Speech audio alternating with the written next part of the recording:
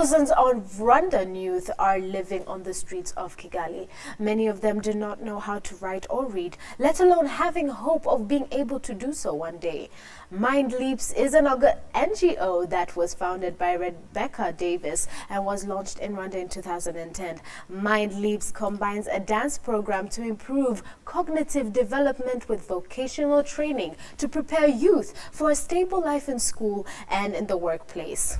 Misty Copeland, the newest member of the International Artist Fund, joins other celebrity performers in raising awareness and support for Rwandan street children suffering from the effects of post-war recovery in Africa.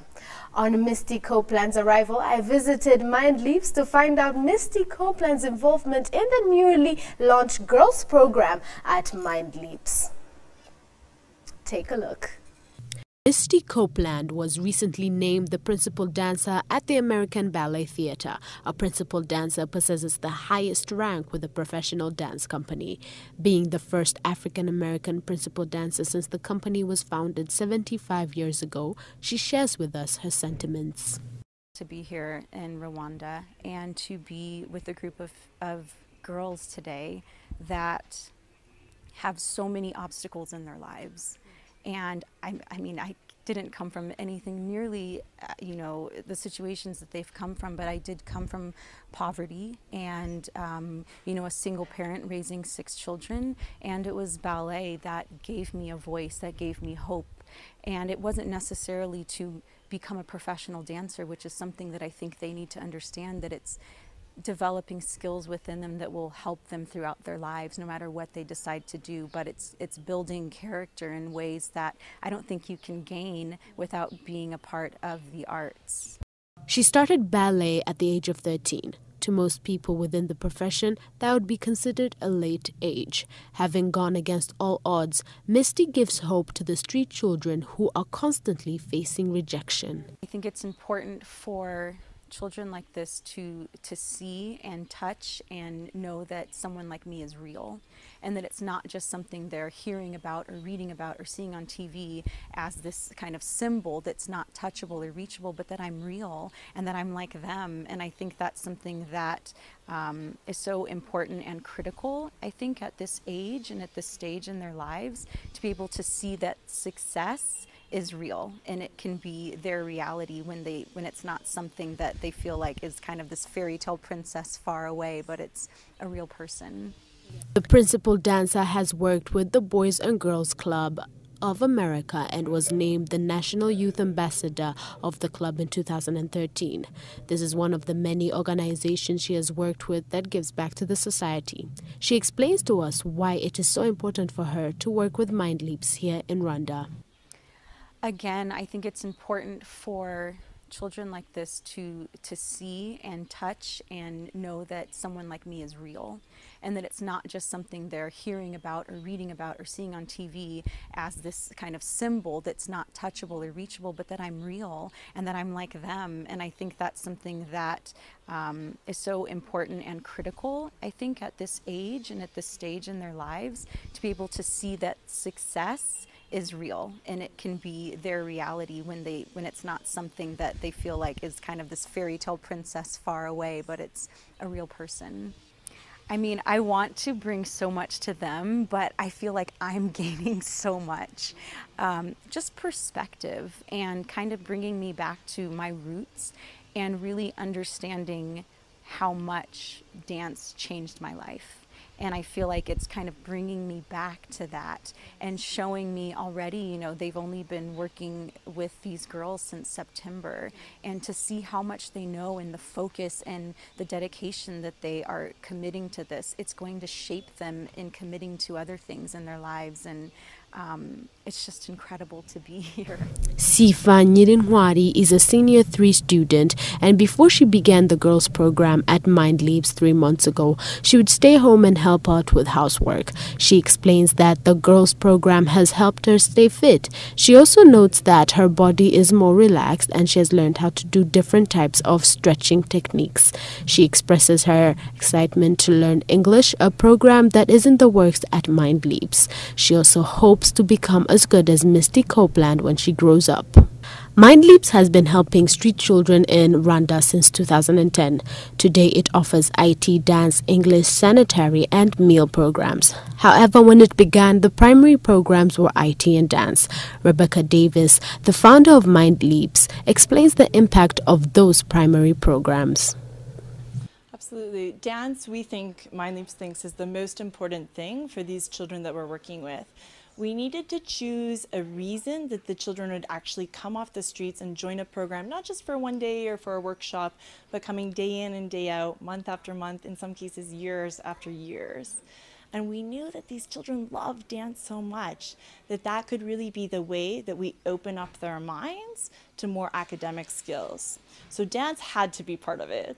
And then what we realized, trying different ways to make this model work the best for Rwandan youth, is that even if you succeed in the dance studio, you need a next level of development. So we need a more structured classroom environment, not just a dance studio, and something that can really kind of emulate what a formal academic environment will be when the children go back to school. So we decided that computer science and IT training was really the perfect setup because it's something that's still very engaging for youth, very important, opens them up to the outside world, but at the same time, it's something that really can help them prepare for a more formal academic environment. So the combination of those skills is really the life-changing path that they need to then be reintegrated. Apart from Misty Copeland being a prominent dancer who's widely recognized in the world of ballet, Rebecca explained to us what led Mindleaps to involve her in this program. Mindleaps has been looking for quite a while to find somebody who could really take the forefront of this International Artists Fund to help us promote Mindleaps within the United States. With Mindleaps, all of our work is in post-conflict countries, so we don't actually have a US presence. So that meant that we really needed to connect with somebody who would understand the program that we do and who would be able to connect with the children from some similar experiences and circumstances in their own lives. And even more well-poised to have an ambassador of that caliber. So this year when we reached out to her, she was so gracious to accept the opportunity to join us on this platform to help us raise awareness for these children. So the girls program actually started just now. We've been working for a long time in Rwanda with street boys, but now as the organization strengthens and grows, we know that there's also some girls who actually really need this type of assistance too, especially the psychosocial component of it. So we spoke with the Rwandan team here, and we decided that this year we have the capacity to start that program. And when Misty was joining us as an ambassador, we decided that that was really the right mixture to publicly launch this program. So now the girls take dance classes on Saturdays, and the goal is to now add the vocational training, the computer science and the IT training, and all of the other parts of the programs that we offer, and then to sponsor some of these girls to go to boarding school so that they have the whole program that the Street Boys have been having for a couple of years now in Rwanda. The Misty Copeland Scholarship will actually go to one of our top boys students because those students have been in the program for a very long time. Right now, the girls have just started the program, so they need more time to develop those cognitive skills and get the psychosocial support before they're ready to go into the formal boarding school track.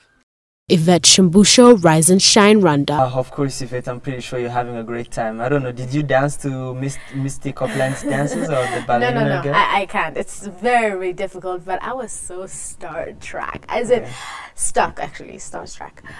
I couldn't believe I met her. I mean, she is so huge back in America and even around the world because ballet is very recognized, widely recognized, and also appreciated compared to Africa, of course. Maybe one day you plan to try it out or something. Yeah, no. Now, of so course, difficult. I just want to know. Tell me about the initiative she has already here. How is she trying to help out the kids on the streets? Is it through dance or something else? Yes. So Mindleaps is an NGO and it combines dance with vocational training, so in IT. So with that combination, children are able to actually get some sort of skills that they can use later on in life.